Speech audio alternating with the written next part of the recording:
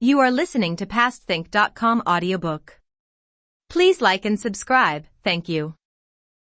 50. Nature follows confused feelings through lust and desire. Faint spirit and moved mind meet a demon chief.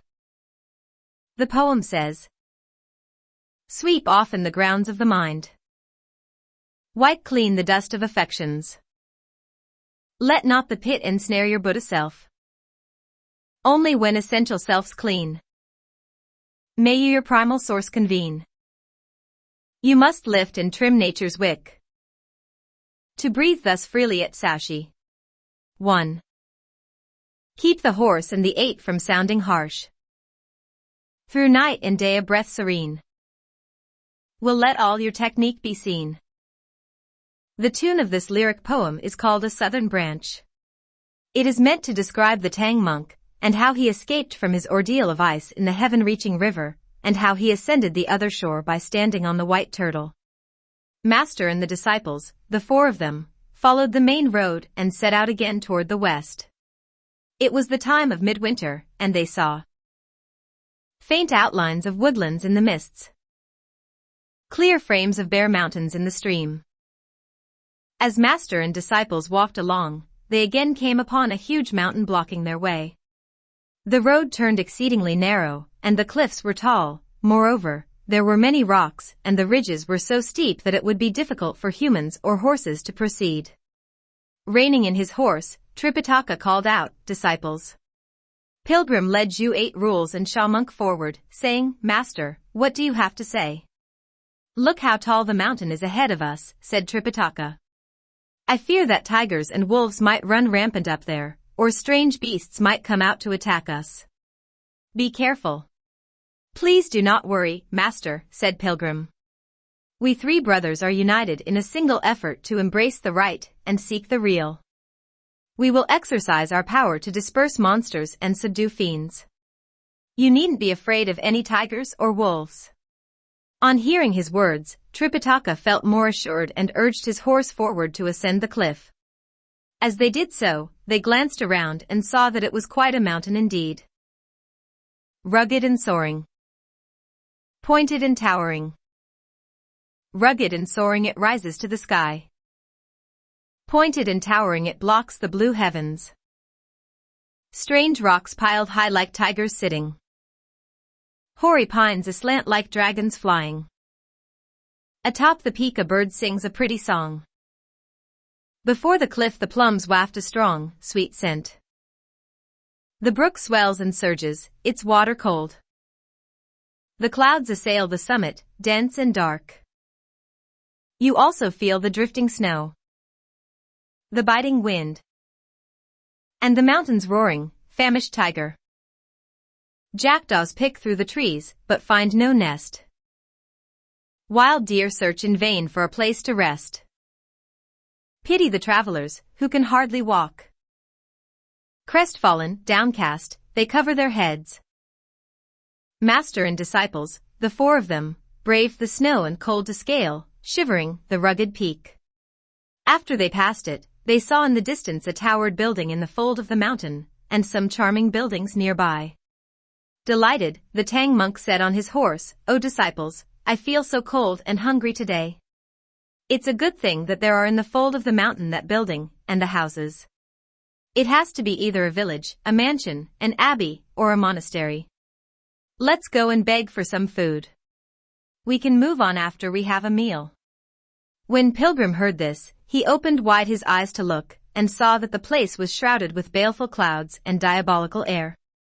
Master, he turned to speak to the Tang monk, that's not a good place. There are buildings and houses, said Tripitaka. Why isn't it a good place? Oh Master, said Pilgrim with a snicker, how could you know?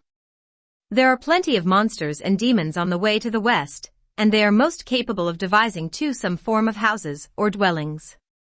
It doesn't matter whether it is a towered building, or a pavilion, or some such edifice, any one of these can be merely a transformation to deceive people. You have heard of the saying that a dragon can beget 9 kinds of offspring. One of them is the giant clam. 3. The breath this creature emits is luminous, and takes on the appearance of buildings and houses. When a big river is caught in inclement weather, that's when the giant clam produces such a mirage.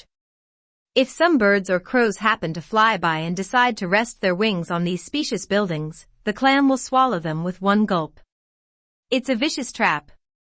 When I see how baleful the aura is over there, I must tell you not to approach it. So we can't go over there, said Tripitaka, but I'm really hungry. If you are, master, please dismount, said Pilgrim. Sit here on level ground and let me go somewhere to beg some vegetarian food for you to eat. Tripitaka consented and dismounted. After 8 Rules took hold of the reins, Shamunk put down the luggage and untied the wrap to take out the alms bowl to hand over to Pilgrim. Taking it in his hand, Pilgrim gave this instruction to Shamunk, worthy brother, don't go forward. Just stand guard over master sitting here. Wait until I come back with the food, and we can then set out again to the west. Shamunk obeyed, and Pilgrim said once more to Tripitaka, Master, that place in front of us betokens more evil than good. Don't ever leave here and go elsewhere. Old Monkey is off to beg for food. Don't talk any more, said the Tang monk. Just go quickly and come back. I'll wait for you here. Pilgrim turned and was about to leave, but he walked back again to say, Master, I realize you can't sit still for very long. Let me provide you with some means of safety. He took out his golden hooped rod and drew on the level ground a large circle. The Tang monk was asked to sit in its middle, while 8 Rules and Shamunk stood by either side of him. The horse and the luggage, too, were placed near them. Then Pilgrim pressed his palms together to bow to the Tang monk, saying, The circle drawn by Old Monkey here is as strong as an iron wall. No matter what they are, tigers, wolves, ogres, or demons, they will not dare come near you. But you must not step out of the circle. Remain seated inside and no harm will come to you. But if you leave the circle, you will in all likelihood meet with danger. Please take heed of my words. Please take heed of my words. Tripitaka agreed and all 3 of them sat down solemnly in the circle. Mounting the clouds, Pilgrim went south to search for a place to beg for food. Suddenly he saw some tall, aged trees, near which was a village. He lowered his cloud and took a careful look. He saw snow abusing weak willows, and ice frozen in the square pond. Sparse bamboos waving their blue. Dense pine trees holding their green. A few thatched huts half decked with silver. A small, slanted bridge powder dusted. Half-bloomed narcissus by the fence. Long icicles dangling beneath the eaves. The piercing cold wind wafted a rare scent. But snow hid the place where plum flowers bloomed. As Pilgrim admired the scenery of the village, he heard one of the wooden gates open with a creak, and out walked an old man, who wore a lamb's wool hat, a long robe full of holes, and a pair of grass sandals. Supporting himself with a staff, he looked up to the sky and said, Ah, the northwest wind is rising. It'll be fair tomorrow. Hardly had he finished speaking when a Pekingese ran out from behind him and barked furiously at Pilgrim. Only then did the old man turn around. Pilgrim stood before him holding the alms bowl and bowed, saying, Old benefactor, this priest happens to be someone sent by imperial decree of the great Tang in the land of the east to the western heaven to seek scriptures from Buddha. We are passing through your region and my master is hungry. I have come to your honorable residence to beg you for some vegetarian food. When the old man heard this, he shook his head and struck the ground several times with his staff, saying, Elder, you shouldn't beg for food just yet, for you have taken the wrong road. I have not, said Pilgrim. The old man said, The main road to the western heaven is due north of here, over 1,000 miles away. You should go and find that road at once. Pilgrim laughed and said, Yes, it is due north of here, and my master right now is sitting beside that road and waiting for me to beg for food. This monk is babbling, said the old man. If your master is indeed waiting at the main road for you to beg for food, a distance of 1,000 miles will require 6 or 7 days of traveling one way, even if you happen to be an exceptionally adroit traveler. When you go back to him, it will take another week or so. By then, he would be long starved to death, wouldn't he? Pilgrim laughed again and said, "To tell you the truth, old benefactor, I left my master not long ago, and it took me no more than the time of drinking a cup of tea to get to this place. Once I succeed in begging some food, I shall rush back to serve it to him for lunch." On hearing this, the old man became terribly frightened, thinking to himself, "This priest is a ghost." A ghost. He turned around and began to dash inside. Pilgrim made a grab at him and said, "Benefactor, where are you going? If you have some food, donate it to us." "It's not convenient." "It's not convenient," said the old man. "Go to some other family." "Benefactor," said Pilgrim, "you aren't very considerate. As you said, this place is over 1,000 miles away from the main road. If I go to another family, it may take another 1,000 miles. Wouldn't my master be really starved to death then?" "To tell you the truth," said the old man, "there are altogether 6 or 7 people in my family, and we have just washed and placed 3 pints of rice in the cauldron. It's not even fully cooked yet. Please go somewhere else to look for your food." Pilgrim said, as the ancients said, "Walking to 3 other houses is not like sitting in one. This humble priest will sit here and wait." When the old man saw how persistent Pilgrim was, he became angry. Lifting his staff, he struck out at Pilgrim. Not the least intimidated, Pilgrim allowed the old man to hit his bald head 7 or 8 times without a flinch. It was as if someone were scratching an itch for him. "This is a priest with a collision-proof head," said the old man. "Venerable sir," said Pilgrim, chuckling, "you can hit me all you want. But you'd better remember the number of blows you give me. 1 blow will cost you 1 pint of rice. You can take your time and measure it." On hearing this, the old man quickly dropped his staff and ran inside. He slammed the door shut, yelling, "A ghost! A ghost!" The entire household was so terrified that both the front and the back doors were at once tightly bolted.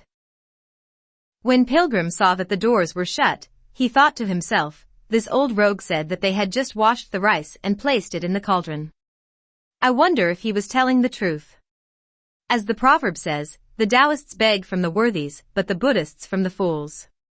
Let old monkey go in and take a look. Dear great sage. He made the magic sign with his fingers and used the magic of invisibility to walk straight into the kitchen. Steam was indeed rising from the cauldron, for there was inside it half a cauldron of dried rice. He stuffed the alms bowl into the cauldron and gave it a strong scoop to fill the alms bowl with rice. He then mounted the clouds to go back to his master, and we shall not speak of him for the moment. We tell you now instead about the Tang monk sitting in the circle. He waited for a long time without seeing Pilgrim returning. Half rising, he said dejectedly, "Where did that 8 go to beg for food?" "Who knows," said 8 Rules on one side, snickering. "He must have gone somewhere to play around." "You think he's going to beg for food?" "He just wants us imprisoned here." "What do you mean by imprisoned?" asked Tripitaka. "Don't you know, master," said 8 Rules. "The ancients drew on the ground to establish a jail. That's what he did. He drew a circle with his rod, and he claimed that it was stronger than a wall of iron. But if some tigers or ferocious beasts really showed up, how could this circle protect us? We might as well give ourselves to them for food." "Wuening," said Tripitaka, "what do you propose to do?" 8 Rules said, "This place can't shelter us from the wind or the cold. If you agree with Old Hog, we should follow this road and start out toward the west once more. If elder brother manages to get some food, he will no doubt return quickly, riding on his cloud.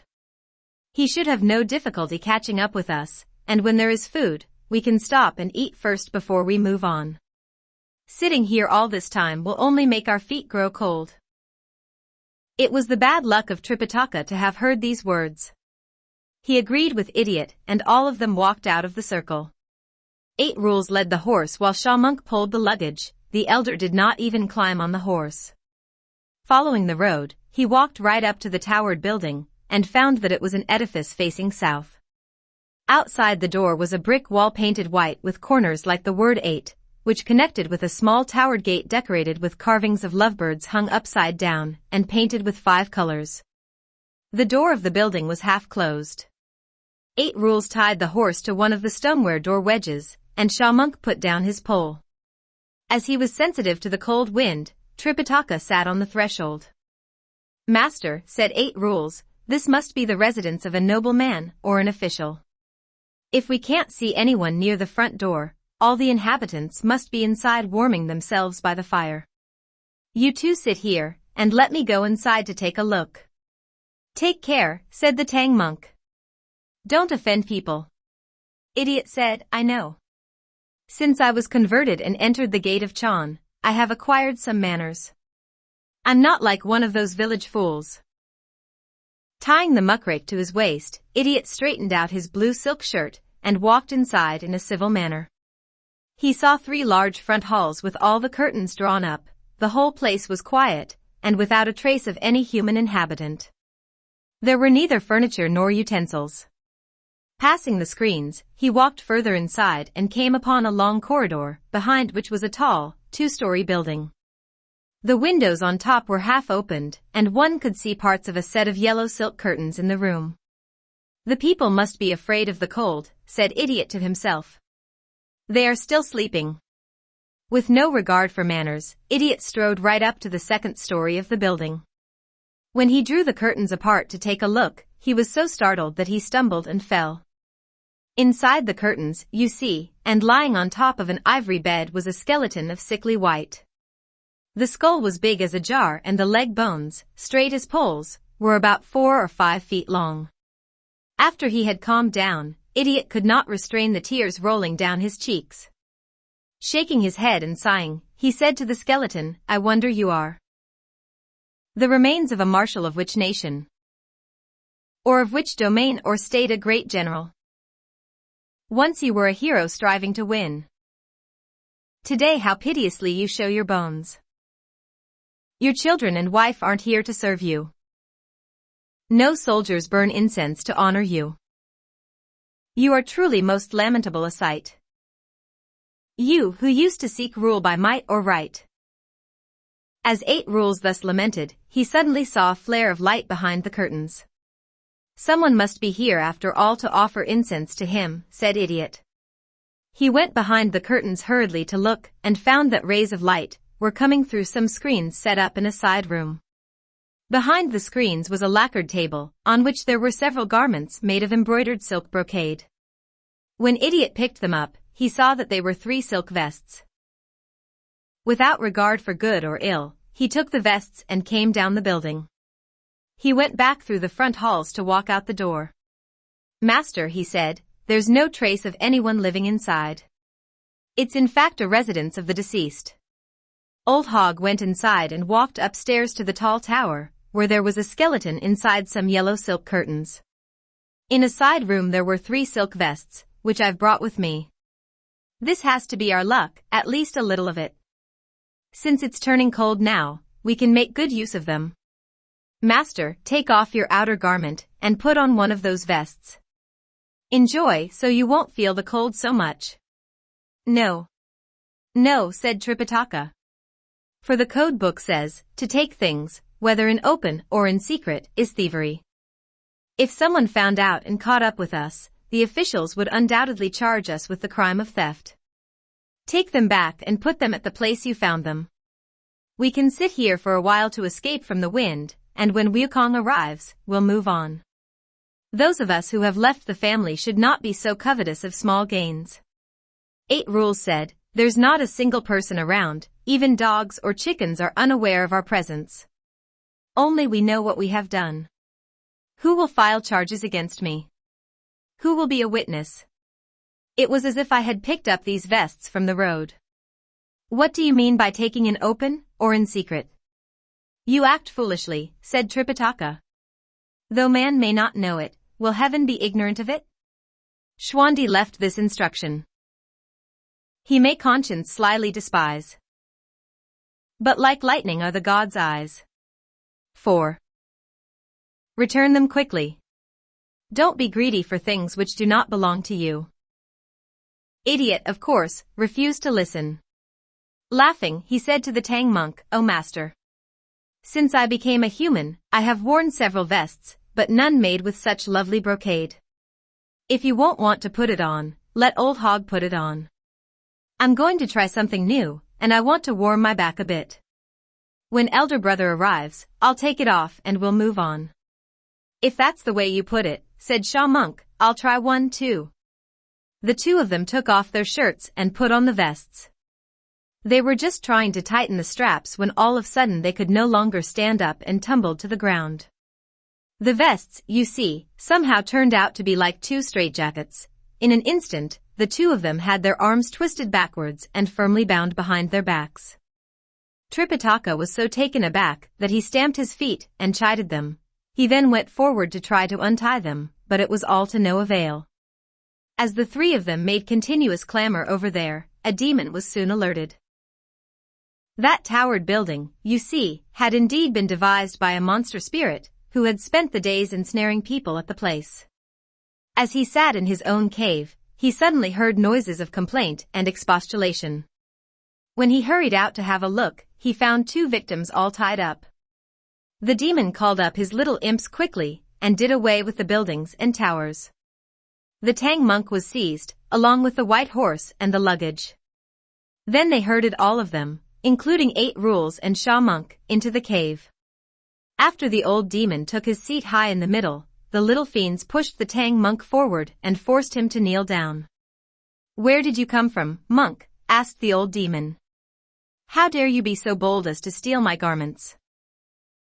As tears rolled down, the Tang monk said, "This poor monk is someone sent by the great Tang in the land of the East to acquire scriptures in the Western heaven. Stricken with hunger just now, I told my senior disciple to go to beg for food, and he hasn't returned. He told us to remain seated in the mountain, and if we had listened to him, we would not have trespassed your immortal court to find shelter from the cold wind. It was here that these 2 young disciples of mine grew covetous of small things after they found your clothes. Your poor monk certainly had no evil intentions, and they were told to return the vests to where they were found.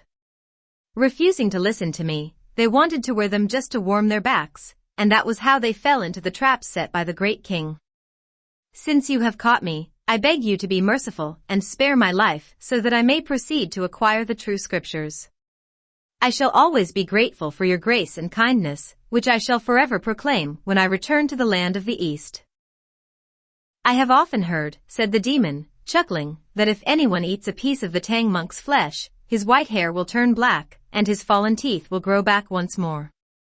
Today it is my good fortune that you have arrived without my beckoning. And you still expect me to spare you? What is the name of your big disciple? Where did he go to beg for food?" On hearing the question, 8 rules said loudly and boastfully, "My elder brother is Sun Wukong, the great sage, equal to heaven, who caused great havoc in heaven 500 years ago." When the demon heard that declaration, he became rather apprehensive. Though he did not utter a word, he thought to himself, "I have heard for a long time that that fellow has vast magic powers. I didn't expect that I would meet him by chance like this."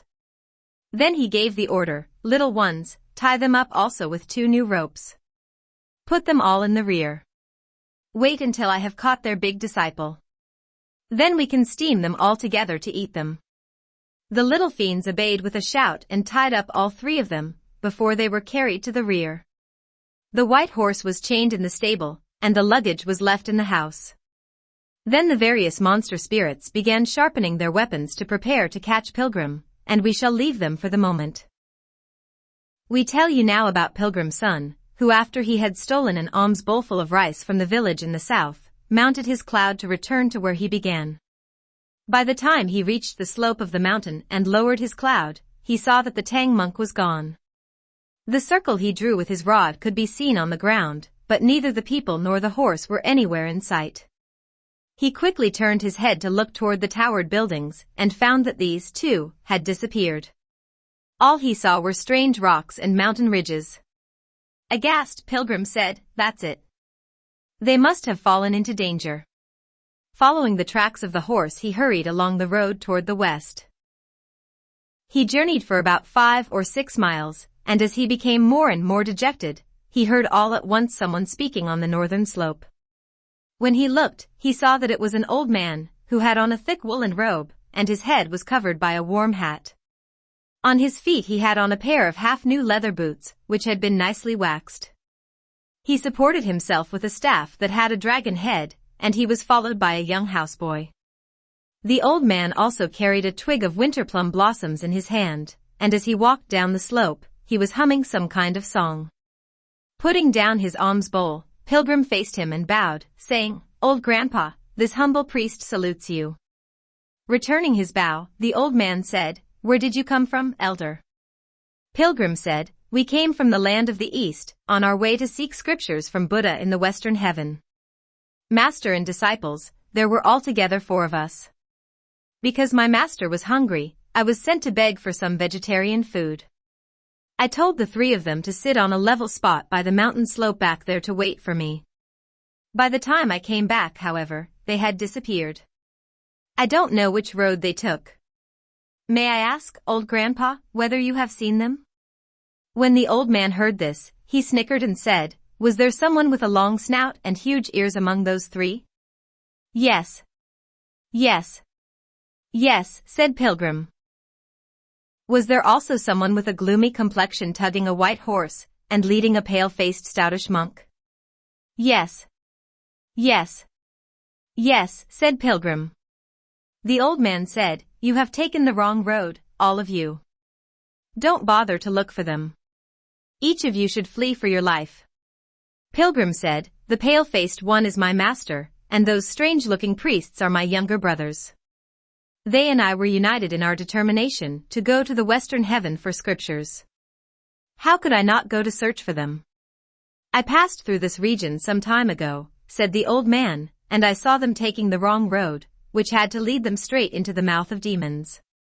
"Old Grandpa," said Pilgrim, "please tell me what kind of a demon there is and where does he live, so that I may demand their return at his door."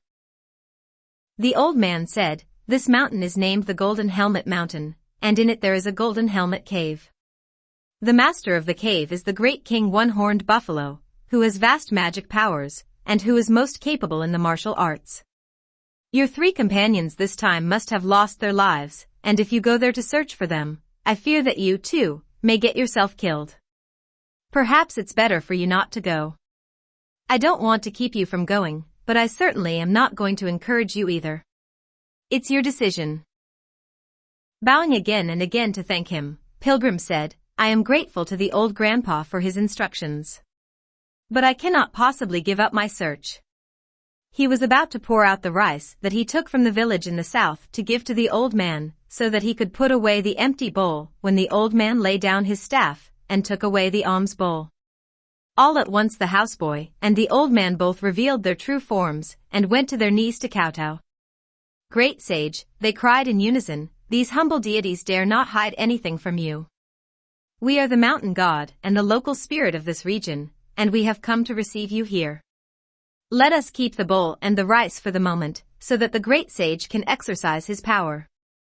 When the Tang monk is rescued, the rice will then be presented to him, and he will appreciate what reverence and devotion the great sage has shown him." "You are asking to be beaten, clumsy ghosts," bellowed Pilgrim. "If you knew that I had arrived, why didn't you show up earlier to meet me? Why must you come in shabby disguises? The great sage is rather impetuous," said the local spirit, "and this humble deity dares not confront you directly. That's why we camouflage ourselves to report to you." Calming down more and more, Pilgrim said, "I'll only make a note of your beating this time. Take care of that alms bowl for me, and let me go and catch that monster spirit." The local spirit and the mountain god obeyed. Tightening his sash on his tiger skin kilt, which he hitched up, our great sage dashed into the mountain to look for the fiend's cave, holding high his golden hooped rod. He passed one of the cliffs and saw more strange boulders and 2 stone doors just beneath a green ledge. In front of the doors were many little imps, wielding lances and waving swords. Truly there were mists in auspicious folds, moss in bluish clumps. Strange rugged rocks stood in array. Rough winding paths coiled round and round. Apes cried and birds sang in this lovely scene. Phoenixes, male and female, danced as in pinging. 5. A few plums, facing the east, began to bloom. Warmed by the sun, the bamboos displayed their green. Beneath the steep ridge. Within the deep brook. Beneath the steep ridge, snow piled high like powder. Within the deep brook, water froze as ice. Pines and cedars fresh for 1,000 years. Bunches of mountain tea all glowing red. As he did not go there merely to admire the scenery, our great sage strode up to the doors and cried out in a severe voice, "Little imps! Go inside quickly and tell your cave master that I am Sun Wukong, the great sage, equal to heaven, and the disciple of the holy monk from the Tang court. Tell him to send out my master quickly so that all of your lives may be spared." That group of fiends dashed inside to report, "Great king, there is a hairy-faced priest with a curved beak outside. He calls himself Sun Wukong, the great sage, equal to heaven, and he has come to demand the return of his master." When he heard this announcement, the demon king was delighted. "I wanted him to come," he said. "Since I left my former palace and descended to earth, I have never had a chance to practice martial art. Today he is here and he will be a worthy opponent." He gave the order at once for his weapon to be brought out, and every one of those fiends, young and old, in the cave aroused himself. They hurriedly hauled out a 12-foot-long spotted steel lance to present to the old fiend. Then the old fiend gave this order, "Little ones, all of you must follow orders. Those who advance will be rewarded, those who retreat will be executed." The fiends all obeyed and followed the old demon, who, when he walked out of the cave, asked aloud, "Who is Sun Wukong?" On one side, Pilgrim took a look at that demon king, and saw that he was ugly and ferocious indeed. A jagged, single horn. A pair of gleaming eyes. Coarse skin swelling up from his head. Dark flesh glowing beneath his ears. A long tongue oft licking his nose. A wide mouth full of yellow teeth. His hide is like indigo blue. His tendons are tough as steel. Rhino-like, though he can't light up the stream. 6. Steer-like, though he can't plow the fields. He has no use at all for tilling the soil, though he has the strength to shake heaven and earth. His two dyed blue hands with tendons brown grasp firmly the long, straight, spotted steel lance. You'll see why, if you stare at his fierce form. He's called Great King One-Horned Buffalo. Pilgrim's son walked up to him and said, "Your grandpa's son is here. Give me back my master quickly, and you will suffer no harm. Utter but half a no, and I'll see to it that you die faster than you can select your burial ground." "You audacious, brazen monkey spirit," shouted the demon. "What abilities do you have that you dare indulge in such tall talk?" "You brazen fiend," said Pilgrim, "it's only you who has never seen the abilities of Old Monkey." The demon said, "Your master stole some garments of mine, and I caught him all right. And now I am just about to have him steamed and eaten. What kind of a warrior are you that you dare demand his return at my door?" "My master is an honest and upright priest," said Pilgrim. "It's impossible that he should want to steal things from a fiend like you." The demon replied, "I created an immortal village beside the mountain, and your master sneaked into one of the buildings. What he saw he coveted, and he took 3 of my vests of silk brocade, and put them on. I had proof derived from both the stolen goods and witnesses, and that was why I seized him. If you indeed are able, you should try your hand with me.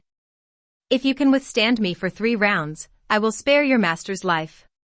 If you can't, I'll send you to the region of darkness." With a laugh, Pilgrim said, "Brazen creature. No need for this bravado. If you speak of trying my hand, you are after Old Monkey's own heart. Come up here and have a taste of my rod." The fiendish creature, of course, was in no wise afraid of any combat. Raising his lance, he stabbed at Pilgrim's face. This was quite a marvelous battle. Look at the golden hooped rod upraised. The long shaft edged lance going out. The golden hooped rod upraised is brilliant as the golden snakes of lightning. The long shaft edged lance going out is radiant like a dragon leaving the ink-dark sea. The little imps beat the drums before the door, as they spread in formation to help the fight. Over here our great sage uses his might to reveal, back and forth, his abilities. On that side there is a lance, alert and spirited. On our side there is a rod. Such lofty art of combat. Truly a hero has met a hero true. A foe has found another worthy foe. That demon king belches purple breath like lightning coils. This great sage's eyes flash forth rays like brocade clouds. Because a great Tang monk faces an ordeal. They, without forbearance, strive bitterly. Closing again and again for more than 30 times, they could not reach a decision. When that demon king saw how perfect Wu Cheng'en's style was in using his rod, how there was not even the slightest false move, he was so pleased that he shouted bravos repeatedly, saying, "Marvelous ape! Marvelous ape!" Truly abilities like these are worthy to cause havoc in heaven. That great sage, too, was also pleased by the methodical way in which the demon king wielded his lance, as he parried left and right. Every blow and every thrust were in perfect form. "Marvelous spirit! Marvelous spirit!" cried the great sage also. Truly a demon capable of stealing elixir. The two of them therefore fought for 20 more rounds. Using the tip of his lance to point at the ground, the demon king shouted for the little imps to attack together. All those brazen fiends, wielding swords, scimitars, staffs, and spears, rushed forward at once and surrounded the great sage son completely. Entirely undaunted, Pilgrim only cried, "Welcome! Welcome! That's exactly what I want." He used his golden hooped rod to cover his front and back, to parry blows east and west, but that gang of fiends refused to be beaten back. Growing more agitated, Pilgrim tossed his rod up into the air, shouting, "Change!" It changed immediately into iron rods by the hundreds and thousands. Like flying snakes and soaring serpents, they descended onto the fiends from the air. When those monster spirits saw this, everyone was frightened out of his wits.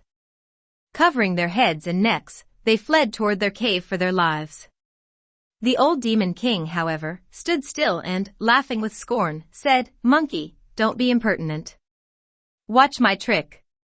He at once took out from his sleeve a white, shiny fillet and tossed it up in the air, crying, "Hit!" With a swish, all the iron rods changed back into a single rod, which was then sucked up by the fillet. The great sage son, completely empty-handed, had to use his somersault desperately in order to escape with his life. Thus, the demon, in victory, returned to his cave. But Pilgrim, in a daze, knew not what to do. Truly it is that the Tao is 1 foot but demons are 10 feet tall. Nature reels, feelings faint, the wrong home you find. Dharma self, alas, has no proper seat. His act that time stems from a faulty mind.